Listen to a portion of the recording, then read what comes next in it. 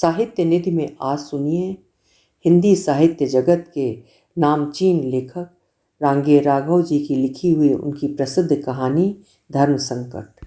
कहानी सुनने से पहले थोड़ा सा कहानी के संबंध में जान लीजिए। बाप और बेटे के बीच में एक स्त्री है। बाप के नाते पत्नी, बेटे के नाते माँ। बाप भी दिन भर खटता है, बेटा भी। एक शराब का नशा करता है, एक भांग का, और दोनों में संघर्ष है। दोनों ही अपने थोड़े से सुख के लिए लड़ते हैं। माँ और पत्नी, वो स्त्री क्या करे। एक और परंपरा की मर्यादा है कि पुत्र पिता की इज्जत करे, दूसरी ओर नारी का वो असली रूप है। बेटा ही असली है उसका प्यारा, क्योंकि उसने उसे पेट में रखा था।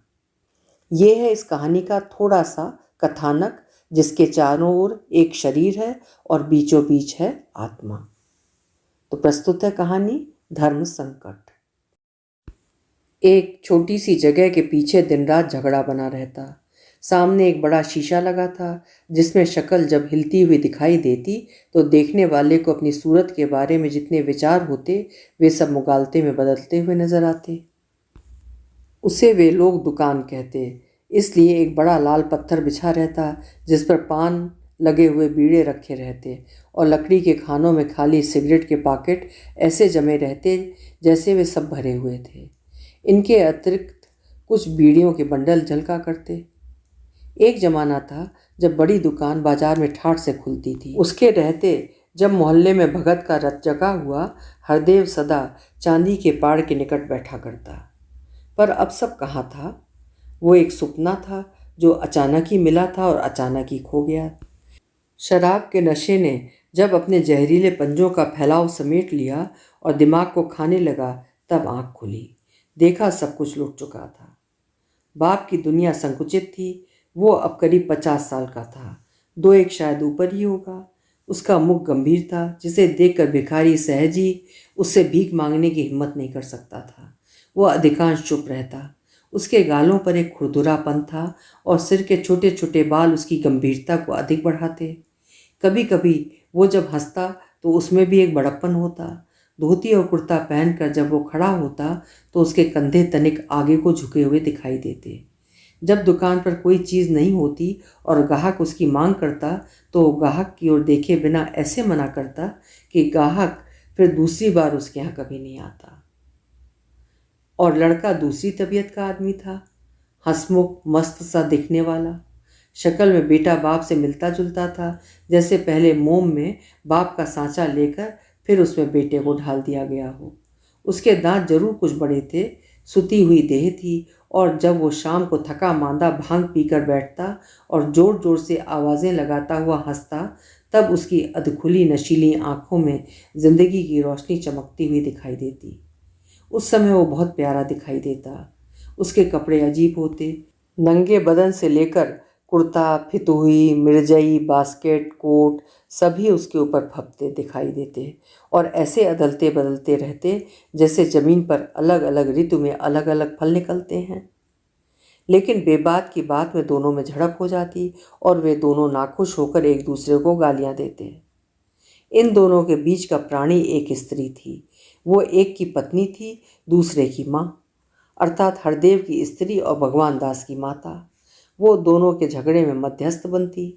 पिता और पुत्र में वही भेद था जो शराब और भांग में होता है। शराब में दिमाग घूमता है और नशा शोर करवाता है, दंगा मचवाता है, किंतु भंग में तरंग होती है, दिमाग ऊपर उठता है और आदमी बोधा हो जाता है। अक्सर वो इन दोनों के झगड़ों से तंग आकर कहती, अब नहीं रहूँगी मैं यहाँ, मैं तो अपनी बेटी को लेकर अपने भैया के घर चली जाऊँगी। एक दिन की बात हो तो कोई बात है, ये तो रोज़ रोज़ की बजती ढोल है, कोई कहाँ तक संभाले। जब ये में समवाई नहीं रही तब क्या फ़ायदा। किंतु कोई परिणाम नहीं निकलता। हरदेव बड़बड़ाता रहा। वो कभी उसे रोकती, कभी उसके अदब में चुप रहती, और भगवान दास बगावत करता रहा। उसकी आवाज़ उठती रही। ना उसने अपनी बहू की सुनी, ना बहन की, ना माँ ही बेटी को लेकर भैया के घर चली। शाम होते ही दुकान पर दोनों में तनातनी शुरू हो जाती। दोनों अपने को ज़्यादा परिश्रमी साबित करते, एक दूसरे पर अपनी थकान का प्रदर्शन करते। शिकवा होता कि एक दूसरे की यही कोशिश है कि बस दूसरा कोल्हू के बैल की तरह जुता करे, टूटा करे। रात होते होते दोनों आपस में जोर जोर से बातें करने लगते। हरदेव शीघ्र ही गर्म हो उठता। उसे पड़ोस के मुंशी जी जिस दिन देसी अद्धा पिला देते, उस दिन वो शहंशाह हो जाता। बेटा भांग से आगे न बढ़ता। दोनों एक दूसरे को नशेबाज समझते। और जब भगवान दास क्रुद्ध हो उठा, उसने चिल्लाकर एक दिन सुना सुना कर कहा, शराब पिलाने को मेरे पास पैसे नहीं हैं, ना ही कोई कमा कमा के रख गया है मेरे पास। माँ ने सुना और पूछा, वो तेरा कौन है? भगवान दास चुप रहा। वो जानता है, पर आज उसकी आत्मा स्वीकार नहीं करना चाहती। माँ उसकी दुविधा समझ गई है। उसने स्नेह से उसकी पीठ पर हाथ रखकर कहा, क्यों ऐसे कुबोल बोलता है बेटा? घर की शांति आपस में मिलकर ही रहने से मिलती है। यूँ नहीं होता कुछ, आखिर है तो तेरा बाप ही ना। माँ का तर्क कुछ ठोस था। आवेश पर धैर्य ने विजय पा ली थी और तब भगवान दास ने पराजित स्वर में कहा, होगा कोई, जब अपने की चिंता ही नहीं तो कौन किसका है अम्मा? ऐसे नहीं कहते बेटा, जो भाग है मिल बांट कर खा लो, झगड़ने से सब नीचे ही फैलता है। पड़ोसी की कौन रखवाली करता है अम्मा? भगवान दास अचानक ही कह उठा। उसके स्वर में कोई आत्मीयता नहीं थी, मानो भगवान दास बहुत आगे बढ़ाया था। माँ को दुख हुआ। वो ये ना सुनना चाहती थी, जैसे आज उसका हृदय दो टूक हो जाएगा। वो ये क्या सुन रही है? घर की पुरानी दीवार आज उसके देखते देखते चटक रही है। मन में शंका का विष सबसे बुरा है। रात को वो अकेली पड़ी पड़ी सोचती रही। एक और मर्द है, दूसरी तरफ बेटा, वो किधर जाए? कब तक ये तनातनी बनी रहेगी? एक दिन तो लेस को टूटना ही पड़ेगा। अब भगवान दास और उसका बाप दोनों उसकी आंखों के सामने आने लगे। एक बालक जिसे वो दूध पिला रही है, वो बच्चा जिस पर उसका पूरा अधिकार था, जिसे उसने आदमी बनाया है। एक वो सदैव ही पुरुष था, सशक्त था। उसे लगा हरदेव के सामने भगवान दास एक बच्चा था, उसके सामने वो बहुत कमज़ोर था। उस समय दुकान में भगवान दास जाग कर उठ बैठा। उसने एक अंगड़ाई ली और 2 बार अपनी झुंझलाहट मिटाने को बम्बोले का नारा लगाया, जो नीम के पत्तों में जाकर लटका फिर उड़ गया। गांव वाले होशियार हो गए हैं, शहर के लोगों को देखकर हंसते हैं। 5 के माल की कीमत 25 रुपये बताते हैं। सीधा देखा तो साफ बना दिया। ककड़ी लेने तभी भगवान दास अलस सुबह, बल्कि 2 बजे रात को, रात ही कहना चाहिए, सिर पर खाली डलिया रखकर चल देता है। जब लौटता है तब आसमान में सफ़ेदी फैलने लगती है। उसके शोर से दुकान में एक जगार सी आ गई। हरदेव ने देखा। उस वक्त उसका सिर भारी था, अभी नशा उतरा नहीं था। खुमारी का कसैलापन उसके मन को अब एक बुरा बुरा सा खट्टापन दे रहा था। भगवान दास चला गया। क्या सो पाया? कुछ नहीं। अब दिन भर फल ककड़ी बेचेगा, लू में धूप में। पर हरदेव को इसकी एक भी बात याद नहीं आई। वो सोच रहा था, दिन भर के बाद जरा पलक लगी थी, उजड़ ने हा हा हू करके जगा दिया। आया बड़ा भगत का। जब हरदेव उठा तो उसके पांव टूट रहे थे, धूप चढ़ने लगी थी। उसने दुकान खोल दी और अपने नित्य कर्म में लग गया। भगवान दास 10 बजे के करीब डलिया लेकर घर आया। इसी मोहल्ले में ककड़ी बेच रहा था, सो डलिया धरकर रोटी खाने बैठ गया। माँ खिलाती रही। हरदेव धूप कड़ी गर्मी से अब कुछ खुश्की महसूस करने लगा था। दिन में जब उसने देखा कि अभी तक भगवान दास की अम्मा ने रोटी नहीं भेजी और वो वहाँ उपेक्षित भुलाया हुआ सा बैठा है, तब उसे एक कमी अनुभव हुई और वो आत्महीनता की तीव्रता पर झल्ला उठा। उसने सोचा, क्यों मैं इनके हाथ पर निर्भर रहूं, क्यों न अलग यहीं 2 रोटी थाप लूं। किंतु ये विचार अधिक देर तक नहीं चला। उसकी पत्नी ने लाकर कटोरदान सामने रख दिया। ले जाओ, हरदेव ने गंभीरता से कहा। मैं नहीं खाऊंगा। पहले उसे चरा दो, लाडला है ना। मुझसे क्या, मैं भूखा मर जाऊंगा। ले जाओ। उसकी आवाज़ में एक हट था। स्त्री मुस्कुराई। उसने परिस्थिति को समझा। कहने लगी, तुम्हारा ही बेटा है ढोला। एक दिन तो झक दोपहरियों में उसे आने का संयोग हुआ, उसी दिन तुम बैठे गुस्सा हो रहे हो। बाल बच्चों का पहला हक है कि हमारा तुम्हारा। भली कही, नहीं खाऊंगा, ले जाओ। खेल है सो। वो कोई खेलता है कि आवारागर्दी में घूमता है? न सोता है न बैठता है, दिन भर तुम्हारी ही खातिर में लगा रहता है। आखिर उसकी तो बहन है। हरदेव सुनता रहा। अब वो टूटा। ले जा सब, मुझे तू याद मत दिलाया कर। परंतु स्त्री उसे जानती थी। कटोरदान खोल दिया। पकी पकाई दिखाई देने लगी। स्त्री का ये पेट भर चलने वाला हथियार उसके आंसू इत्यादि हथियारों से कहीं ज़्यादा आसानी से कारगर होता है। हरदेव पिघला। रोटी का कौर तोड़कर कहा, मैं नहीं कहता कुछ, पर तू तो उसे ही शह देती है। मेरी बात सुनता है वो? इस कान से सुनी, उससे उड़ा दी, जैसे बात नहीं हुई मक्खी हो गई। अंधेर है ये तुम दोनों का अंधेर है। अब समझ रहा हूं मैं। हाँ। वो परेशान सी देखती रही। ये समस्या अत्यंत जटिल थी। कौन? मैं? उसकी तरह बोलती हूँ। उसने एक वाक्य को 3 प्रश्नों में जोड़कर कहा, जैसे समष्टि से व्यष्टि में होता हुआ अहम भाव अंत में अपनी नकारात्मकता में स्वयं सिद्ध हो गया। वो कहने लगी, तुम इस घर से अलग हो? मैं पूछती हूँ, तुम अपने को घर का मालिक क्यों नहीं समझते? बेटी का ब्याह तुम्हें नहीं करना है? वो सिर्फ माँ बेटे की जिम्मेदारी है। बेटी तुम्हारी नहीं है? कह दो। मैं पूछती हूँ, आज कह दो। हरदेव बुनबुनाया, अब तो बेटा भी जिम्मेदार हो गया। ठीक है, जो जिम्मेदार है वही मालिक है। फिर मेरी क्या ज़रूरत है? इस लौंडे का ब्याह करा के ही मुझे क्या सुख मिल गया है? स्त्री मुस्कुराई। उसने कहा, क्या कहते हो? बेटा बेटी का ब्याह करके नेक चुकाई जाती है कि सुख की आशा की जाती है? किंतु बात यहीं समाप्त नहीं हुई। जब वो चली गई तो हरदेव दुकान पर बैठा बैठा उबने लगा। मुंशी जी का लड़का 2 बार बुलाकर चला गया। शाम को भगवान दास लौटा। हरदेव भुना बैठा था। दिन में सख्त गर्मी थी। लूओं की चपेट से देह झुलस झुलस जाती थी। वो आड़ में लेटा रहा। आकाश से आग बरसती रही। इस समय वो वहाँ से उठना चाहता था। भगवान दास समझ गया। उसे खींच हुई।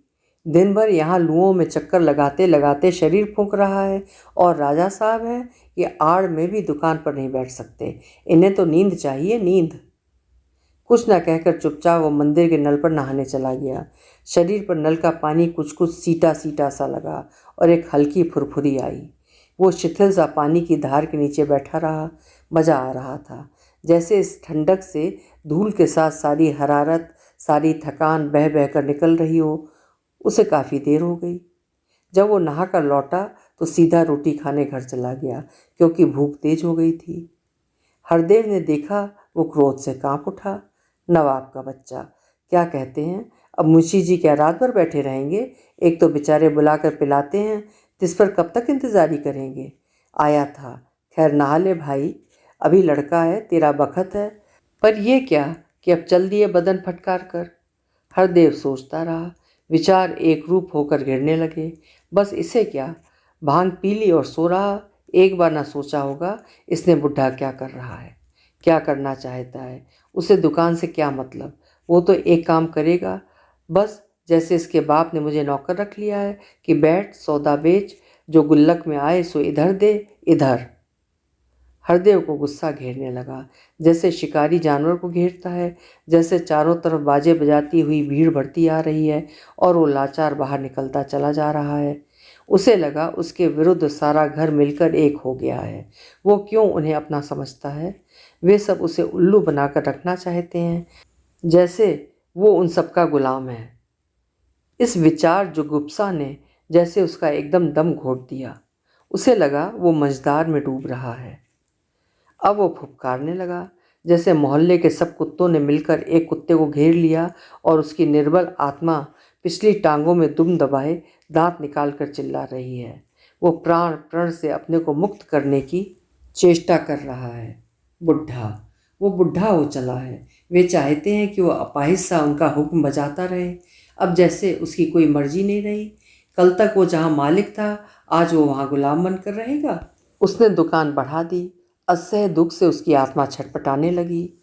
क्यों करे वो किसी की परवाह? ऐसे रहने में उसे क्या सुख मिलता है? घर पहुंचते ही वो चिल्लाने लगा, कहाँ है तेरा सपूत कुलच्छनी? मैं कोई आदमी थोड़े ही हूँ, जब देखो जुता रहूँ। क्यों खाता हूँ, क्यों पीता हूँ? फूटी आंखों अब मैं नहीं सुहाता इस घर में। इस तरह रहने से तो मर जाना अच्छा है। 24 घंटे मैं तो दुकान में मक्खियाँ मारूं। स्त्री ने देखा और शांत रही। हरदेव कहता रहा, और नवाब के बच्चे हैं कि सड़कों पर टहल रहे हैं। हरदेव गरज रहा था। उसका क्रोध भगवान दास के चुप रहने से बढ़ता जा रहा था। उसे लगा वो जन्म जिंदगी से ऐसे ही उपेक्षित रहा है, मूर्ख समझा जाता रहा है। इस घर से उसे वो सम्मान नहीं मिल रहा जो उसके योग्य था। भगवान दास ने कौर भरे मुंह से कहा, सुहाए वो जो सुहाने लायक काम करे। अपना है तो क्या, सांप भी पास सुलाने को है? नहीं, हम बैठे रहते हैं जो पाँव मखमली हों। ठेक पड़ गई है, चलते चलते दहूँ ठेक पड़ गई है। बाखर में शायद लोग सुन रहे होंगे, क्या सोचते होंगे कि आज बाप बेटे में तू मैं हो रही है। ये विचार अधिक देर तक नहीं रहा। किसके घर के चूल्हे के पीछे राख का ढेर नहीं है, घर घर वही मिट्टी के चूल्हे हैं। माँ ने बेटे को डांटा, क्यों रे, बाप के मुंह लगता है, जानता है उसकी इज्जत से तेरी जीभ घिस जाएगी। आहा, हरदेव ने सिर हिलाकर व्यंग से कहा, एक यही सपूत तो मेरी इज्जत करने को रह गया है। मेरी पाँव की जूती मेरे सिर की इज्जत रहेगी? मुझे नहीं चाहिए ऐसी इज्जत। भगवान दास ने खाना छोड़ दिया। वो उठ बैठा और द्वार की ओर चलते हुए कहने लगा, अब नहीं रहना है मुझे इस घर में, समझी अम्मा? तू रहे, वो रहे, मैं नहीं एक मिनट रह सकता। कोई बात है? दिन क्लेश, रात क्लेश, 24 घंटों की झिकझिक, इससे तो संख्या खाकर सो जाना भला है। माँ ने दौड़कर पकड़ लिया। क्या कर रहा है बेटा? फिर पति से मुड़कर कहा, आग लगे तुम्हारे फूटे बोलों को, थाली पर से मेरा बेटा उठा दिया। अरे तू जाने दे इसे, ब्याह के मैं लाया था तुझे, तूने ही इसे इतना मुंह चढ़ा बना दिया है। वो दिन भूल गया जब पिल्लों की तरह नाली में खेलता था? हम भी बच्चे थे, हमारा भी कोई बाप था, पर हमने कभी सामने खड़े होकर जवाब नहीं दिया। और तू है कि आ बेटा, ले बेटा, निकाल इसे, बेईमान बदजात। मैं पहले ही कहता था ये किसी भंगी की औलाद है, हरामजादा, छोड़ दे इसे।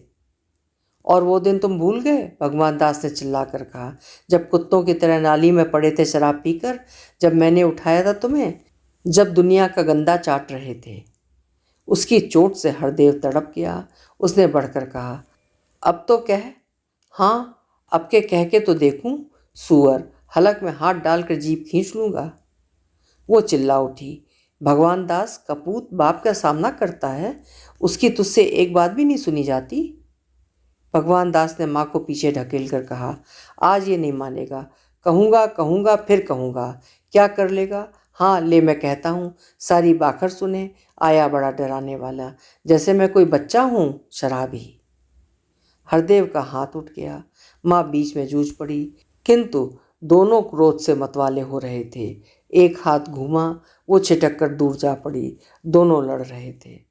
आखिर बेटा जवान था। हरदेव के 2-4 हाथ कसके पड़ गए। हरदेव क्रोध से कांपने लगा। उसका मुख भयानक हो उठा, दांतों की नोक दिखाई देने लगी।